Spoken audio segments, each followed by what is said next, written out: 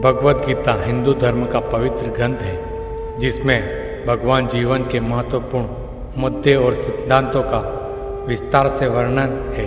यह ग्रंथ महाभारत युद्ध के समय भगवान कृष्ण द्वारा अर्जुन को दिए गए उपदेशों का संकलन है, जिनका मुख्य उद्देश्य धार्मिक, नैतिक और आध्यात्मिक संदेश प्रस्तुत करना है। इस ग्रंथ में जीवन के विभिन्न पहलू, कर्तव्य, उपदेश और ध्यान की महत्वपूर्णता का स्पष्ट वर्णन है। यहाँ भगवान कृष्ण ने अर्जुन के संदेह और संकटों का समाधान प्रस्तुत किया है और उन्हें अपने कर्तव्यों का पालन करने की प्रेरणा दी। भगवद गीता के उपदेश आज भी मानव जीवन के सार्थकता और सफलता की दिशा में मार्गदर्शन करते हैं और व्यक्ति को सही मार्ग पर चलने के लिए प्रेरित करते हैं। गीता में दिए गए उपदेश और सिद्धांत हमें जीवन की विभिन्न पहलुओं और समझना और समाधान करने की कला भी सिखाते हैं, और यह एक मार्गदर्शन के रूप में हमारे साथ हमेशा रहते हैं। इस ग्रंथ के माध्यम से भगवान श्री कृष्ण ने अर्जुन के साथ न केवल युद्ध बल्कि जीवन के सर्वभौतिक पहलू की चर्चा की, जिससे यह हमारे आजीविका संबंध और सामाजिक जीवन के साथ साथ आध्यात्मिक विकास में भी मदद करता है। भगवद गीता में भगवान श्री कृष्ण ने कर्मयोग, भक्ति योग और ज्ञानियों को जीवन के मार्ग के रूप में प्रस्तुत किया है।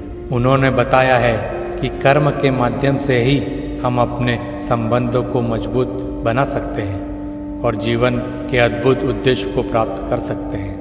कर्मयोग के द्वारा हम अपने कर्तव्यों का पालन पूर्ण करके अपने आत्मा की मुक्ति की ओर ले जा सकते हैं। भक्ति योग के माध्यम से हम अपने अंतरात्मा को परमात्मा में विलय करके उसके प्रेम और भक्ति में एकत्रित हो सकते हैं। यह हमें आत्मा के उपयुक्त आदर्श और पुण्यता की दिशा में आगे बढ़ाने में मदद करता है। भक्ति योग के माध्यम से हम अपने अंतरात्मा को परमात्मा में विलय करके उसके प्रेम और भक्ति में एकत्रित हो सकते हैं। यह हमें आत्मा के उपयुक्त आदर्श और पुण्यता की दिशा में आगे बढ़ाने में मदद करता है। ज्ञानियों के माध्यम से हम अपने मन की शांति और तत्व ज्ञान की प्राप्ति करके आत्मा की उच्चतम स्थिति तक पहुंच सकते हैं। यह हमें विचारों की पूरी पुण्यता और सच्चे ज्ञान की प्राप्ति के माध्यम से आत्मा की मुक्ति की दिशा के मार्गदर्शन करते हैं। इसी प्रकार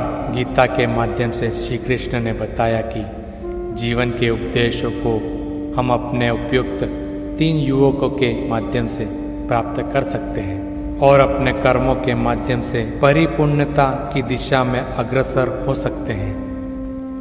गीता में भगवान श्री कृष्ण का उपअर्थ है कि समय कभी स्थिर नहीं रहा, यह सदैव परिवर्तनशील होता है। वे लोग जो अनुप्रक्षक रूप से दूसरों को रुलाते हैं, उन्हें भी अपने कर्मों के परिणाम स्वरूप रोने का सामना करना पड़ता है।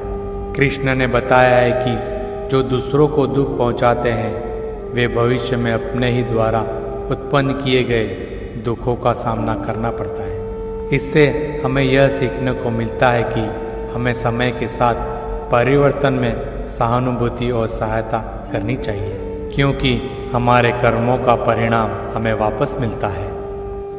हमें दूसरों के साथ सहानुभूति और करुणा बनाए रखने की आवश्यकता होती है, क्योंकि वह भी हमारे साथ उसी समय जाने वाले हैं जब हम अपने कर्मों के परिणाम का सामना करेंगे।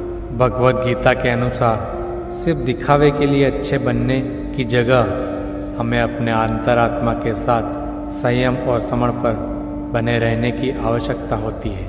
उच्च सत्य की ओर जो भगवान हमें दिशा देते हैं, हमें यह जानने की आवश्यकता होती है कि वह हमारी बाहरी छवि के साथ साथ हमारे आंतरिक रूप को भी देखते हैं। यह उपदेश हमें सिखाता है कि हमें खुद के अंदर की भावनाओं, विचारों और संवाद की महत्वपूर्णता को समझना ही आवश्यकता होती है। हमें सिर्फ दिखावे के लिए ही नहीं, बल्कि अपने आंतरिक प्रकृति के साथ भी सहयोग करके अपने अंदर आदर्शों और मूल्य के प्रति पूरी तरह से प्रतिबद्ध रहने की आवश्यकता होती है। इसलिए गीता के आदर्श के अनुसार हमें बदलाव को सिर्फ बाहरी दिखावे के लिए नहीं बल्कि स्वयं के आधार पर और अपने आंतरिक स्वरूप में होने वाले सकारात्मक परिवर्तन के रूप में देखना चाहिए। कृष्ण का उप अर्थ है कि किसी दूसरों के साथ चलने से हमें ना तो सच्ची खुशी मिलती है और ना ही हमारा असली लक्ष्य प्राप्त होता है। इसीलिए व्यक्ति को सदैव अपने कर्म पर विश्वास करते हुए अपने मार्ग पर अकेले ही चलना चाहिए। यह बताता है कि हमें अपने कार्यों को महत्वपूर्ण पूर्णता से समझना चाहिए और उन्हें उचित दिशा में आगे बढ़ने के लिए समर्थ और साहस रखना चाहिए। दूसरों की राय, सहायता और आवश्यकता हो सकती है, लेकिन अंत में खुद पर और अपने कार्यों पर भरोसा करना आवश्यक है। अकेले चलने में हमें अपने लक्ष्य प्राप्ति में सफलता हो सके, चाहे हमारे साथ कोई हो या न हो। यह हमें स्वतंत्रता और स्वाधीनता की महत्वपूर्ण को समझाता है, जो हमें सही दिशा में प्रगति करने में मदद करता है।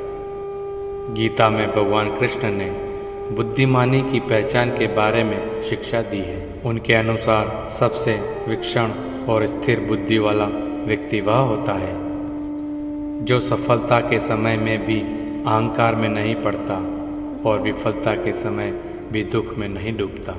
वे व्यक्ति जो अपनी बुद्धि और समझ के प्रति हमेशा समाहित रखते हैं, समस्याओं के समाधान में साहसी और समर्पित रहते हैं और उन्हें समृद्धि और विपत्ति के समय भी स्थिर बनने की क्षमता होती है। उनका मानसिक नियमित और संतुलित होता है, जिससे वे जीवन की हर स्थिति में सहयोग करने में सक्षम होते हैं। कृष्ण महाभारत में सिखाते हैं कि केवल डरपोक और सशक्त लोग अपनी समस्याओं को भाग्य पर छोड़ते हैं, जबकि जो मजबूत और आत्मविश्वासी होते हैं वह कभी भी अपने भविष्य को भाग्य पर नहीं छोड़ते हैं।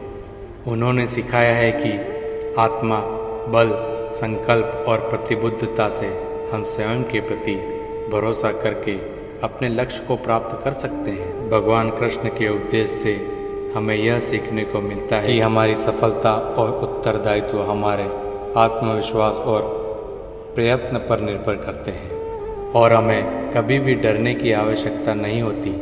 यह उपदेश हमें साहसी बनाता है और हमें आत्मसमर्पण के साथ समस्याओं का समाधान निकालने की क्षमता प्रदान करता है।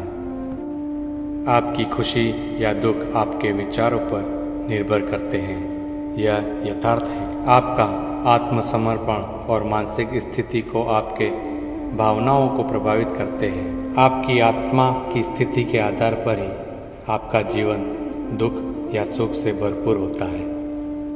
यदि आप खुश रहना चाहते हैं तो आपको हर स्थिति में सकारात्मक दृष्टिकोण बनाए रखना होगा और अपने मन को प्रसन्न और उत्साहित बनाए रखकर आप अपने आसपास की पूरी दुनिया को भी उत्साहित कर सकते हैं। विचारों का महत्व इस तथ्य में छिपा है कि आपकी मानसिक स्वास्थ्य का सीधा संबंध आपकी भावनाओं और दुनिया के साथ होता है।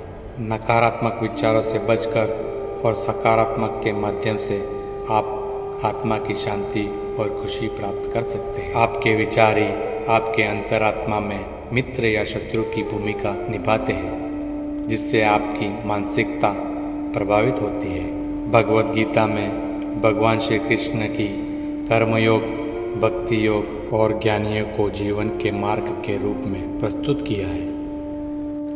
उन्होंने बताया है कि कर्म के माध्यम से ही हम अपने संबंधों को मजबूत बना सकते हैं और जीवन में अद्भुत उद्देश्य को प्राप्त कर सकते हैं।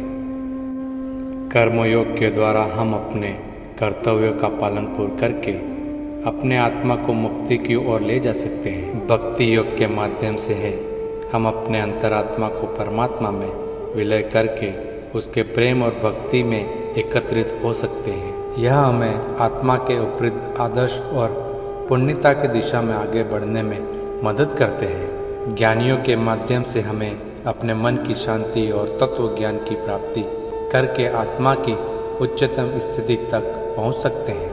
यह हमें विचारों की पुण्यता और सच्चे ज्ञान की प्राप्ति के माध्यम से आत्मा की मुक्ति की दिशा में मार्गदर्शन करता है। इसी प्रकार गीता के माध्यम से श्री कृष्ण ने बताया है कि जीवन के उद्देश्य हमारे व्यक्तित्व की पहचान है। फिर मिलेंगे दोस्तों एक नई वीडियो के साथ। तब तक खुश रहें, मुस्कुराते रहें।